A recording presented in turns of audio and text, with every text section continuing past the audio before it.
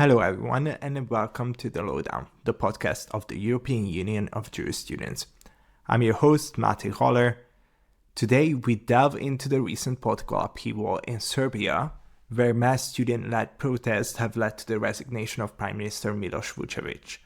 To help us understand these dynamics, we are joined by Dr. Danielo Mandić, Associate Senior Lecturer in the Department of Sociology at Harvard University. Dr. Mandić specializes in political sociology, focusing on war, refugees, nationalism, and social movements. His insights will shed light on the dynamics of the protest and their implications for Serbia's political landscape. After that, we will be joined by a Jewish student in Serbia who will share more on the student perspective. Welcome, Professor Mandić. Thank you for coming here. To set the stage, can you briefly explain the political landscape in Serbia right now? We have seen a large-scale student protest erupting across the country demanding change. What exactly triggered this movement and how did it build up momentum to the point where the Prime Minister had to step down? I thank you for the invitation, and I congratulate you and your audience for shedding some light on this issue, because I think the Serbia case study is not just some obscure niche topic. What's happening there in the streets of Georgia and other places can be very formative of processes at the continental level within the EU and global politics more broadly, as counterintuitive as that seems, because we know that developments in the periphery, so-called, some periphery societies that are candidate countries of the EU, historically imperial borderlands, as is the case both with the Caucasus and the Balkans, many of these right? A lot of the things that happen there look like they're marginal and periphery, but they end up actually defining profoundly the processes of democratization, processes of the rule of law inside the fancy countries and inside Western Europe, for example.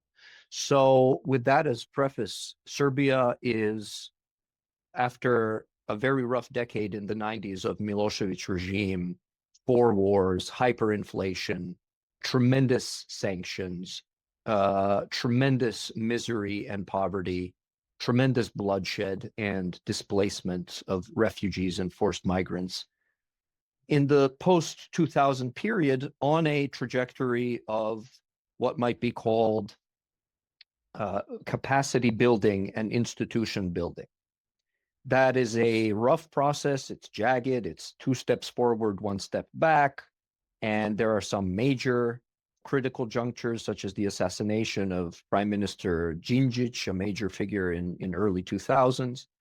And there are regressions in the movement towards development of these institutions.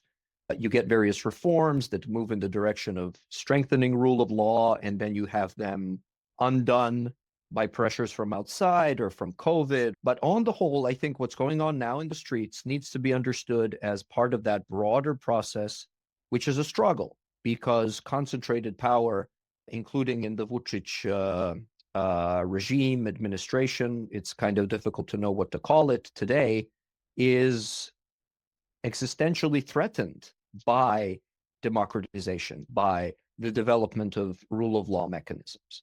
The main thing to understand about why people are in the streets today, students courageously in the forefront, but not just students, workers, education unions, teachers, old age pensioners.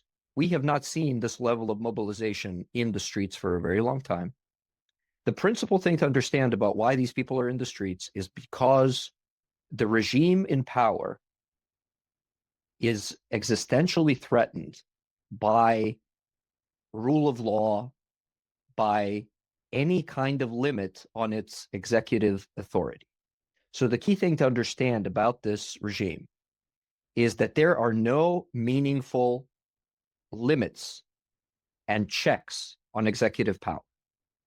That is the single biggest problem in a political sense and also in a sociological sense, that you have no meaningful, you have formal division of powers, but not de facto. You have formal parliamentary oversight over this and parliamentary oversight over that, but not de facto. You have formal judicial powers and courts that supposedly enact law and not loyalty to the president.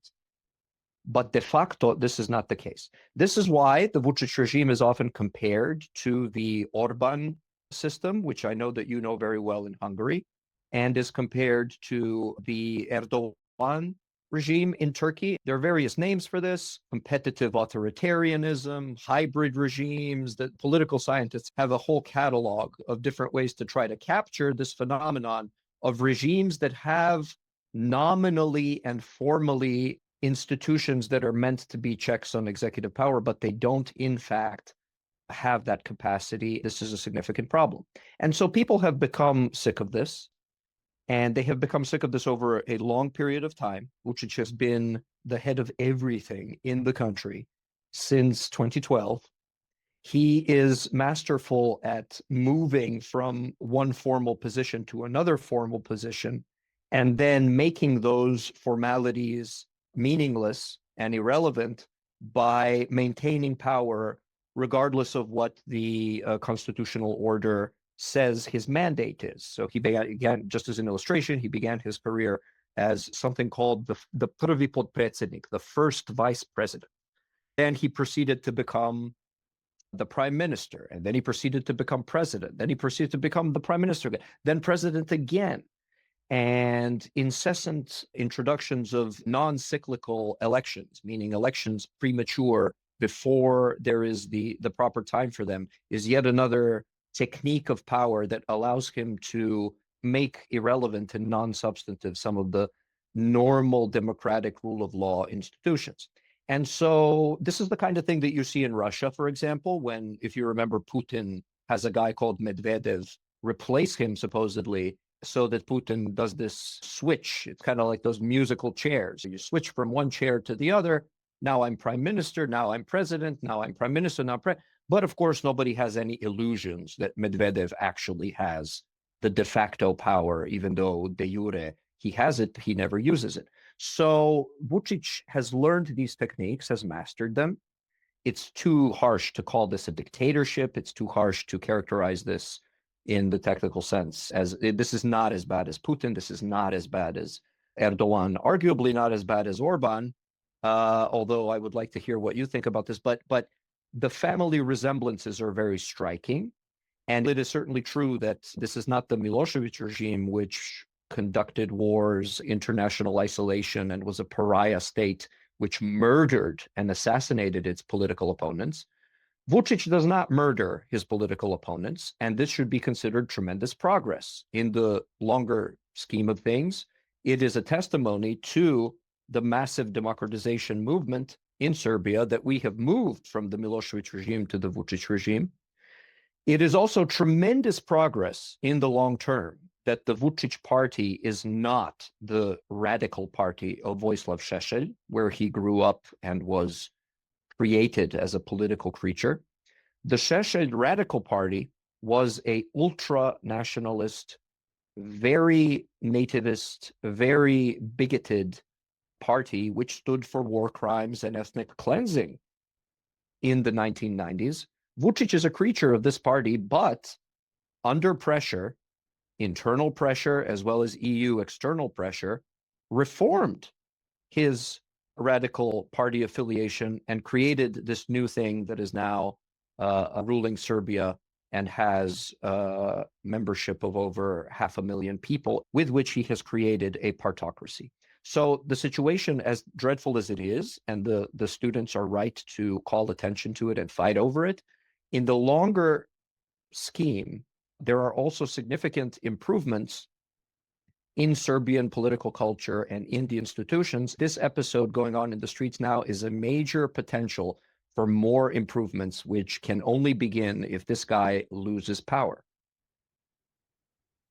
Yeah, thank you so much. I think it was very concise and a lot of information. I think for our viewers, it might be worth to talk about the distinction between the president and the prime minister, because a lot of the time we are talking about President Vučić, yes. But then... So the distinction does not matter nearly as much as you would think. You see what I mean? There's a piece of paper And the piece of paper says Constitution of Serbia. The preamble says that Kosovo is part of Serbia unconditionally in sovereign territorial integrity. That already gives you a hint as to the degree of realism of the Constitution.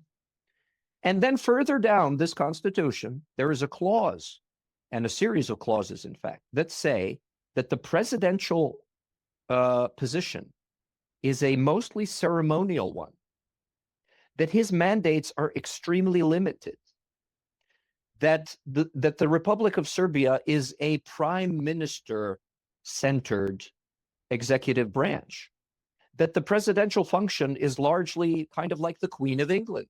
Not quite, but to a significant extent. Limited to things like representing Serbia at symbolic international conferences and being the PR of Serbia as a country. But all the power is supposed to rest with the prime minister. That's what it says on the piece of paper. But what do these regimes do? These regimes are very good at relativizing, rendering meaningless the formal de jure mandate that these functions have. They do this musical chair switching, regardless of what position he's in. He is the central leader, and he is the central decider. And very few significant decisions, not just in the executive branch, but in the private sector of Serbia, the media sector, the tabloid media private sector establishments, the major private firms, many of them are under direct patron-client patrimonial system influence of Vučić personally. So this is a personalistic regime. It's not the worst in the world, and there are more extreme examples. It's not a despotism, but there are no meaningful decisions that the Prime Minister Ana Brnabić, the first LGBT prime minister in the world, in Serbia, right, who was little more than a facade puppet client of Vučić, was doing his bidding. Let me give you a concrete example. She was succeeded by the prime minister that now resigned, that you are referring to. And I think the main thing for your audience to understand is that this resignation, yes, it's a tremendous success for the student movement and for all the social movement organizations that have suffered in the cold. Many of them got beaten up, arrested, and suffered serious repression, character assassination, and death threats. It is a tremendous testimony to their courage, ingenuity, and democratic principles. So there's no doubt about that. But at the same time, we shouldn't exaggerate this as a success, because the prime minister's position and the prime minister's power was meaningless to begin with. And there is a significant aspect of throw the dog a bone in this gesture of Vučić. You know the fable of the kind of sacrificial lamb that you have to sacrifice in order to calm the people down or calm the gods down or whatever? That's this resignation. Vučić is really good at offering up sacrificial lambs in order to avoid any kind of meaningful restrictions on his personalistic rule. And this is the central problem. And so he can give up this minister or that minister. He can do humiliating press conferences in which he gets all his media cronies to live televise how he scolds one public enterprise director and then another public enterprise director, and how he yells at this person and yells at that person. And that makes really good television. And that makes really effective demagoguery. When I look at that on TV, I think, look at this hunk of a president that we have. He's looking out for us by scolding this guy and scolding that guy. And the fact that he has to do that is, of course, a kind of concession and is a sign of weakness. But at the same time, it's a sophisticated trick which is meant to divert attention and to preserve his regime by demonstrating that he is the one. The president has absolutely no mandate to hire or fire or obey in any way the prime minister, who is supposed to be over and above him. But of course, in reality, Vučić is the one who appoints and chooses and commandeers like a marionette and the puppet every single prime minister while he has been in power since 2012. So your question is excellent, and it's a complex answer. Yes, on the one hand, the resignation is very significant because it's a prime minister, and the prime minister is nominally de jure a very high function. And this is a tremendous success of the rebellion happening in the streets, the nonviolent rebellion. But at the same time, there is a kind of Potemkin village fake gesture going on here, and a political trick designed to preserve, as he has done in many episodes in the past, when different crises have happened, right? So we have seen this before, and nobody should be surprised. There is a danger that this throw the dog a bone political technique is mistaken for a genuine concession of power, which he is not prepared to do. Thank you. I'm so glad that you mentioned this patron-client framework. I'm personally a very big fan of using this when it comes to Hungary, and that's where I see a lot of parallels between Hungary Yes. and Serbia. That is correct. These are patrimonial regimes. You scratch my back, I scratch yours. These are not rule of law regimes. But going back to Serbia, I think Vučić remains the dominant force in Serbian politics.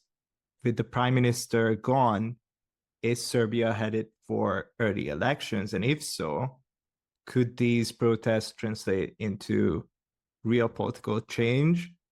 Or will Vučić manage to succeed in consolidating his power with this political maneuver of throwing a bone and making Vučević resign?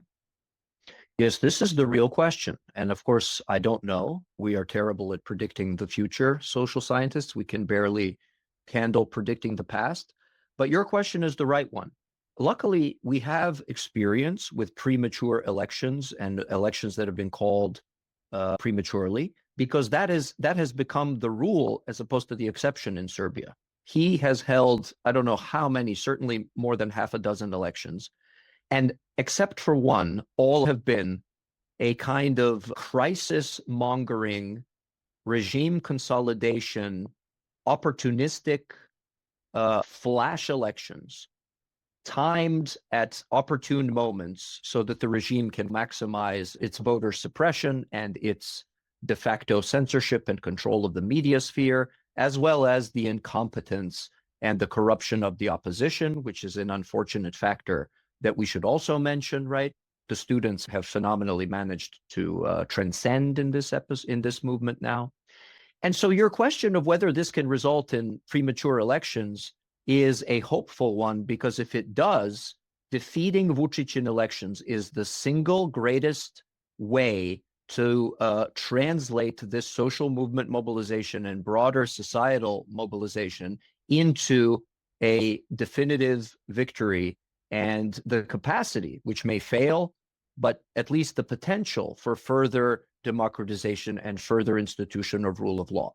The forces against this are profound. Vučić is no fool, and he would never voluntarily schedule elections at a time when there's even a vague possibility that he may lose. He only schedules elections when the patrimonial manipulation strings are in his hands sufficiently to avoid any significant risk of loss. It will take tremendous pressure and crisis to have him voluntarily schedule such elections with a genuine possibility of loss for his party. Those pressures are absent at the moment.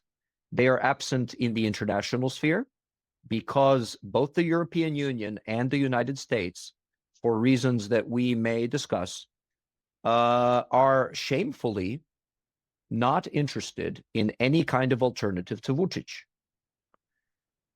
Vučić is fully capable of overcoming the various pressures for early elections, which are not very strong to begin with inside the country because the opposition is divided stupidly on this question. And Vučić is sophisticated enough to, for example, manufacture crises. Could it be Kosovo? Could it be migrant gangs from the Middle East that he must come and save us from?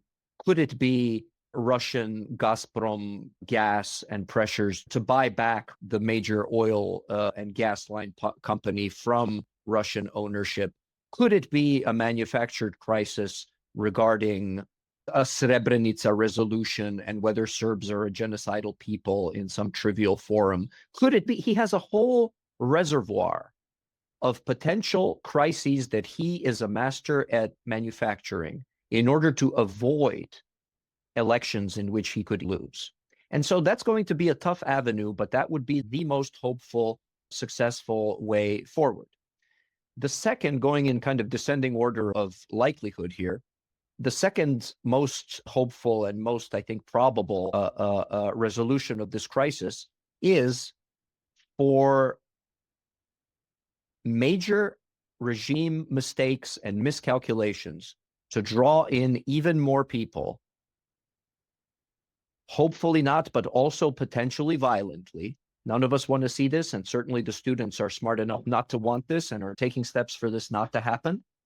But Serbia is the kind of place where student protesters are getting run over by cars. Serbia is the kind of place where shadowy paramilitary hooligan groups have loose ties, patron-client relations with the prison system and the secret services that Vučić controls.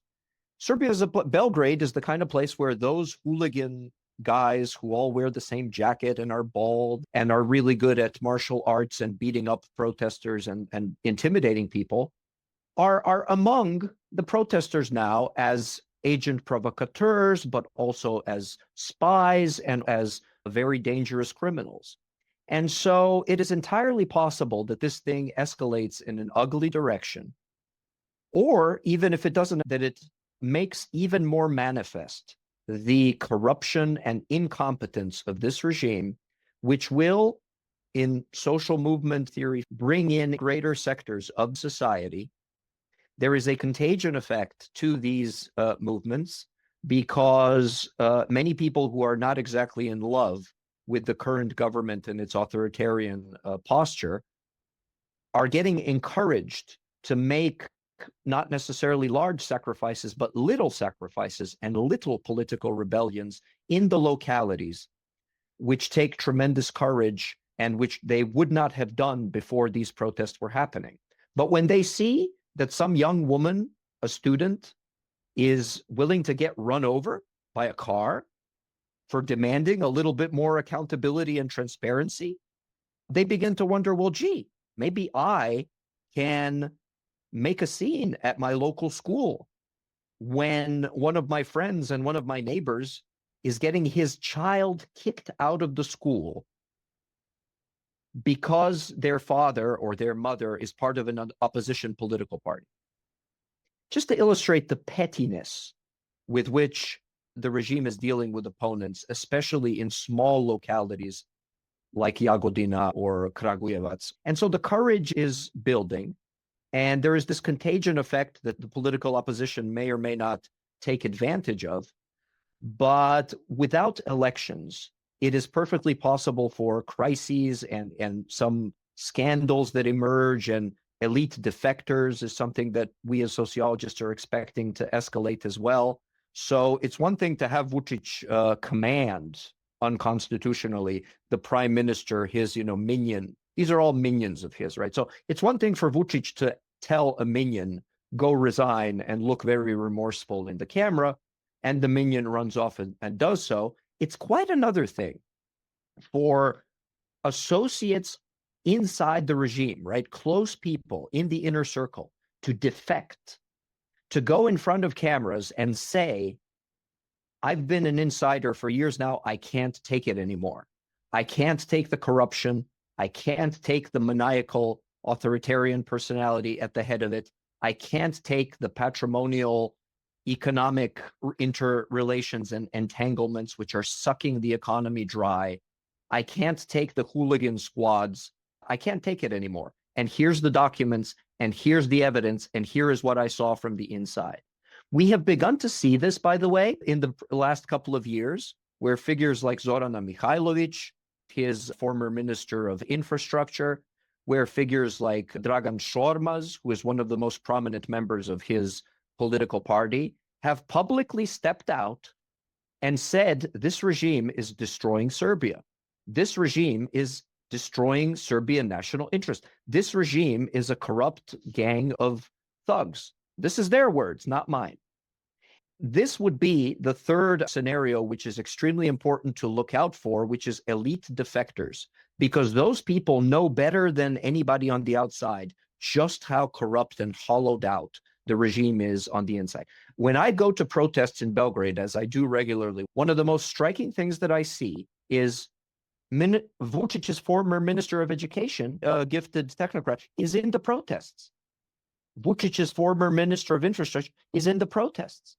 Vučeć's former Minister of Finance, who is in the United States right now, told me that the single best thing they can do is to get rid of it. You see what I mean? So there is tremendous discontent, not just in the streets, but inside the circles of power.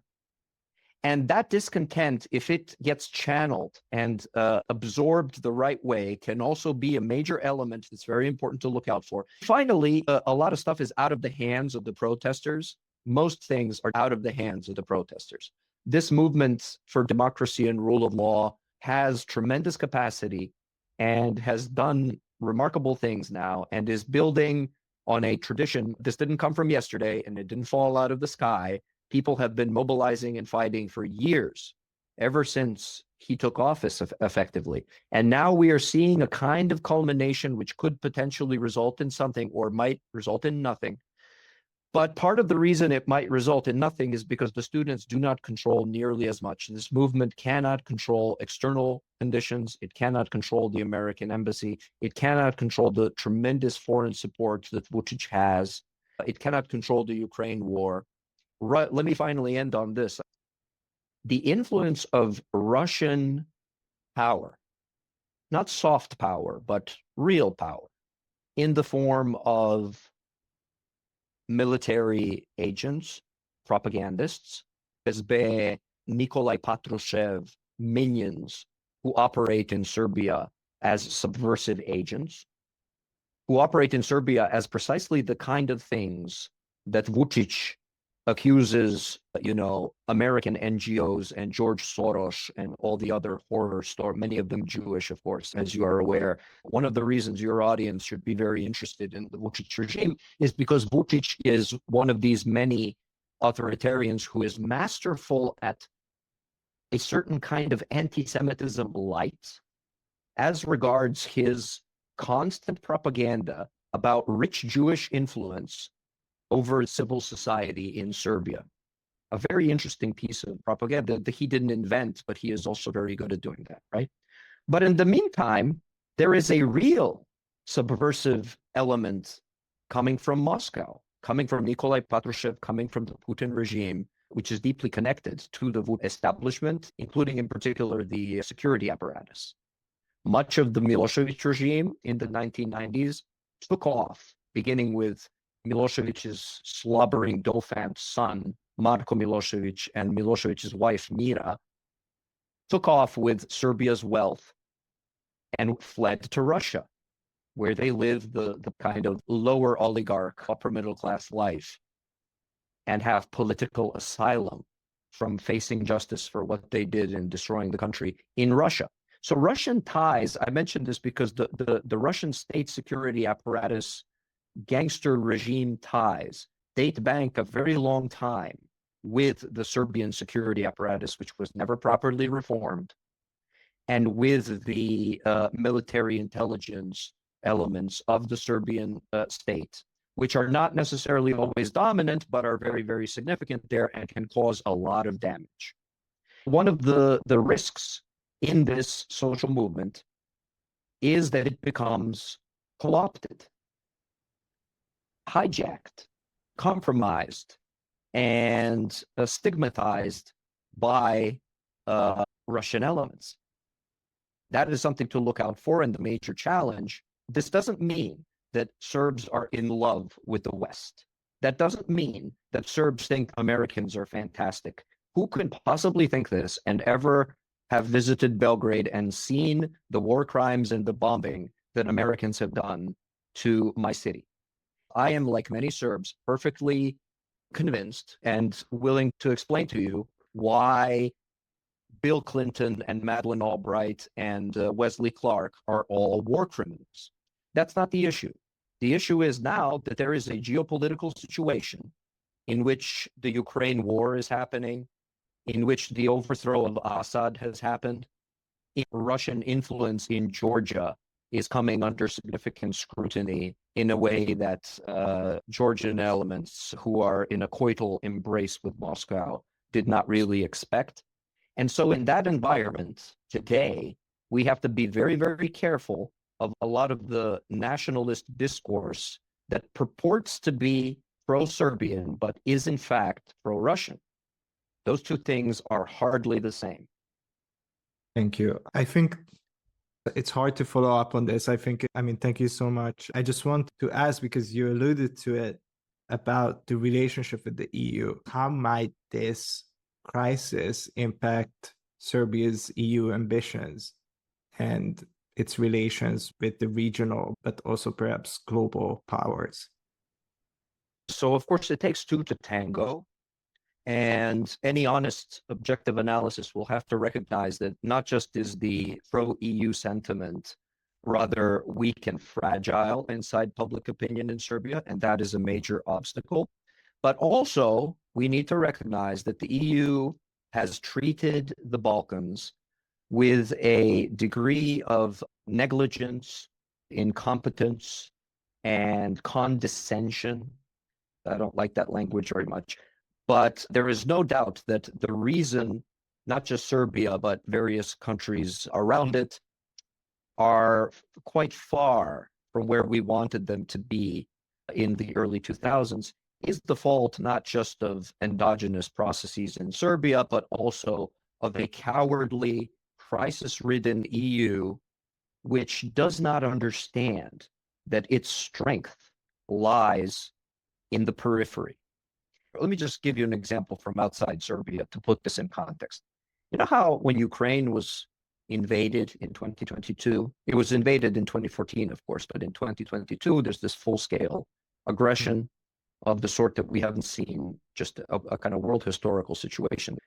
The American embassy, along with all the West European EU fancy countries, evacuated their embassies and were preparing for what my American friends in Washington called Kabul 2.0, referring to the evacuation from Afghanistan and letting all those people drown in the warm embrace of the Taliban.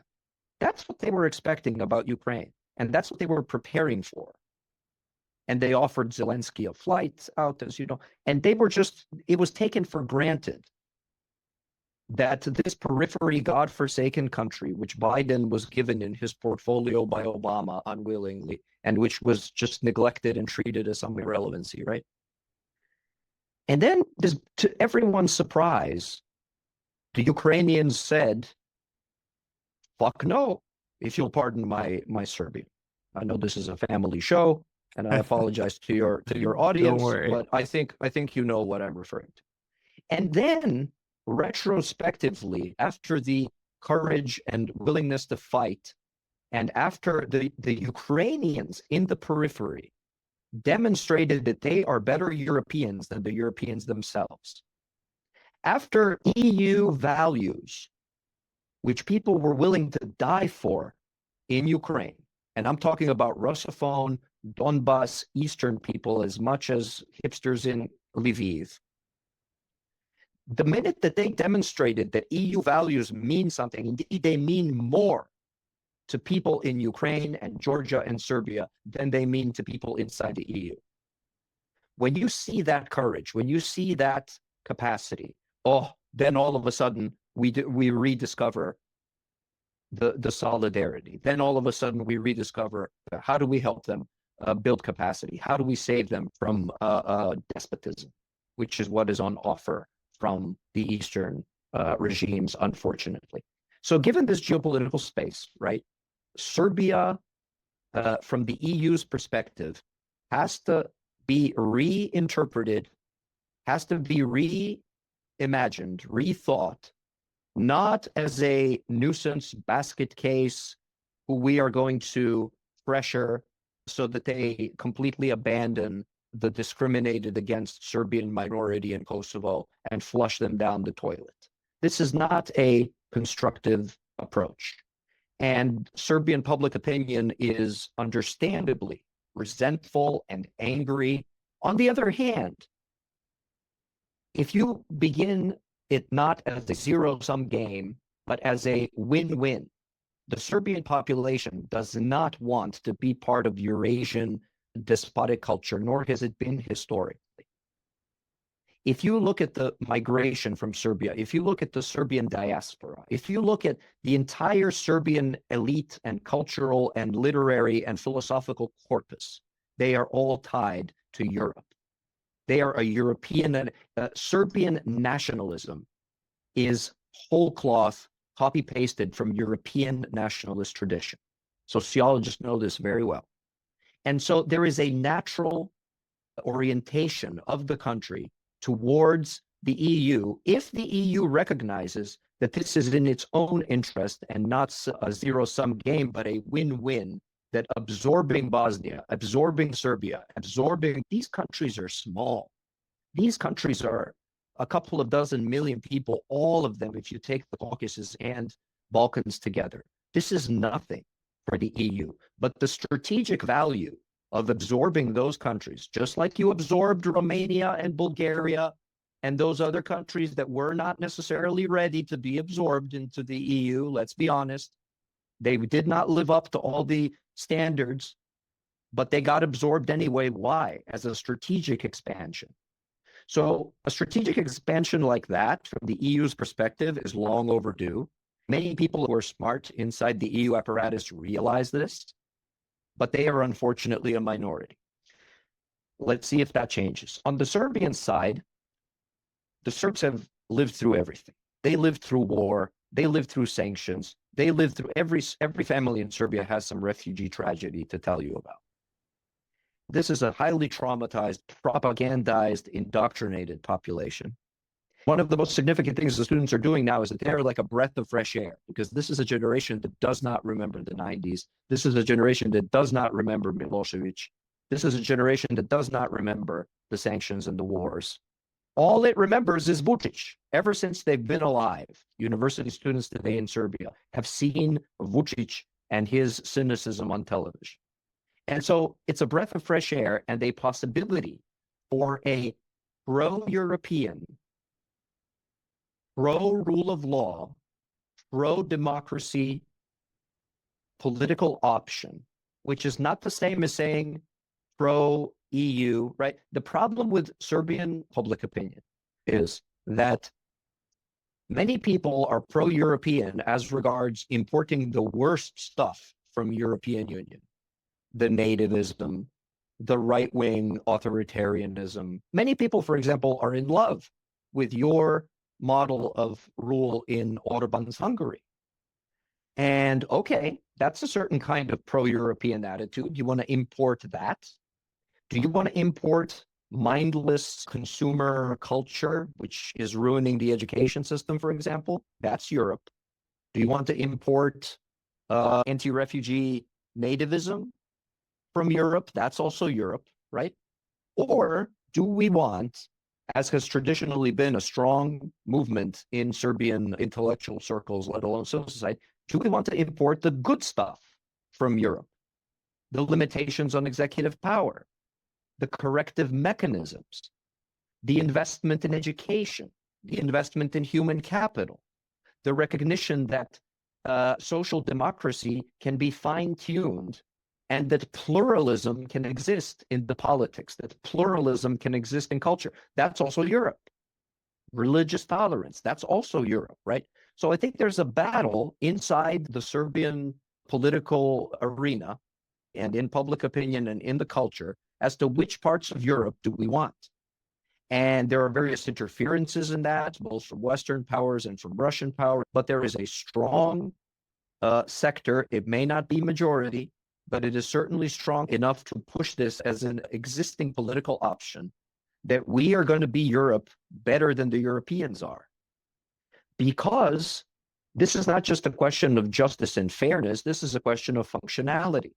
The societies and the states where it is pleasant to live and that have good outcomes for their population and where the population is freest happen to be the ones that have rule of law mechanisms, happen to be the ones where executive branch is limited, happen to be the ones where the judicial system can block what the president is doing, can block what the prime minister is doing.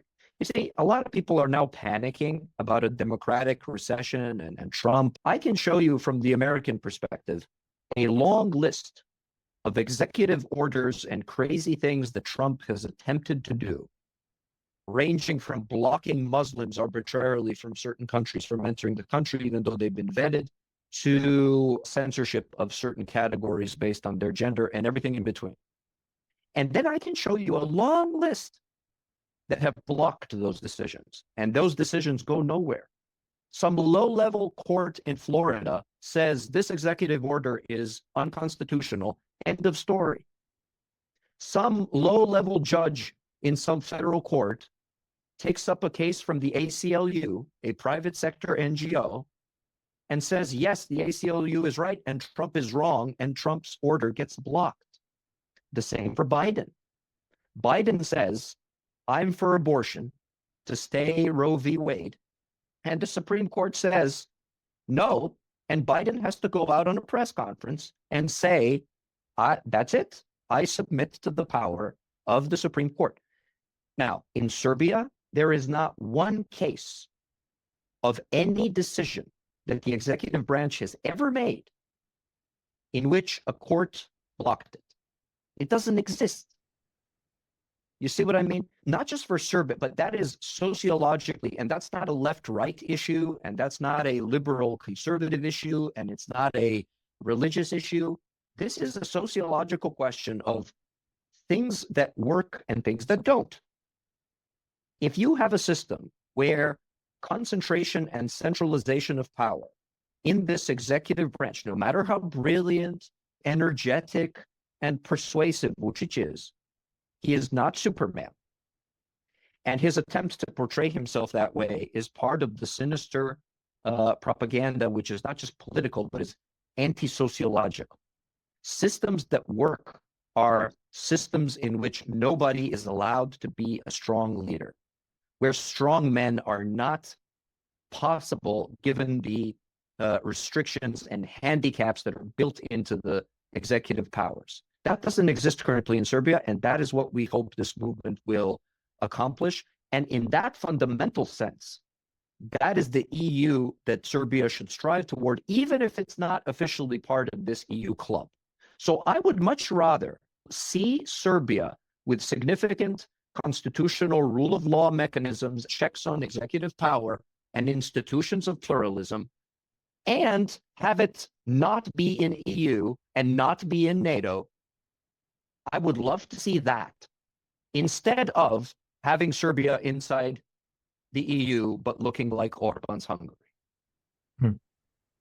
It is the substance of what these people in the streets are fighting for, which is democracy, representative democracy, rule of law, and pluralism. Thank you, Professor Mandić, for this exhaustive summary of the situation. I certainly have learned a lot from it, and I'm sure the viewers will too. Again, thank you so much for your time and for your participation. Thank you. I appreciate it. Please give my best regards to you. There is a student association of Serbian students, which is currently under also, which is unfortunately also a kind of instrument of Vučić's ruling party. They force people to join the political party to be representatives. We hope that next time we speak, you can also have somebody from a free, authentic organization of Serbian students, because I think you guys have a lot to talk about with the Jewish chapters as well. Thank you so much. Take care. Bye-bye. And now for the closing of this episode, we will hear from a Serbian Jewish student named Noa Fisher, who will tell us more from the student perspective and what is going on at these protests and summarize the situation for us. Hi, Noa. Thank you so much for participating. Could you share your personal experiences as a Jewish student during the recent protests in Serbia? And how have these events impacted your daily life and studies? And lastly, I also want to ask, how can organizations like UJS and the global Jewish student community support you and other Jewish students in Serbia during these times? A lot of students in Serbia are currently in protest because of the political climate we find ourselves in. But us specifically as Jewish students in Serbia do not participate as a community, in a sense that the community is not involved generally in politics. Mostly the students just go as students as individuals and not representatives of the community. So a lot of the times you will just see Jewish students participating in politics as an individual and rather than Jewish students. My personal experience is I'm not as involved as much, but I know that a lot of people have very strong opinions and that they're really striving to make a change, but not in the sense that they're representing themselves as Jewish students, as a Jewish union, as a member of a Jewish union in Serbia, but rather in this way. Well, our studies are mostly on a break now because of the boycotts in the universities and the general blockades. So that is affecting everyone's studies individually. For me personally, I just finished my master's degree before the official blockade started. So in that sense, I kind of lucked out. But our daily lives are now more focused on striving for change inside the country rather than our overall studies. And the last, UGS, I know that they have a very big need to help students around the world, and it is always very much appreciated. But in these times, I think that this current situation in Serbia is more leaning towards a personal and national initiative rather than something that a community or an organization is involved in. And I think that generally supporting the people rather than the Jewish student organizations and community is something that EUJS could actually do more, in a sense, maybe not initially being more involved as representing the Serbian Jewish community, but just supporting the Serbian people overall, if that is something that politically they agree with.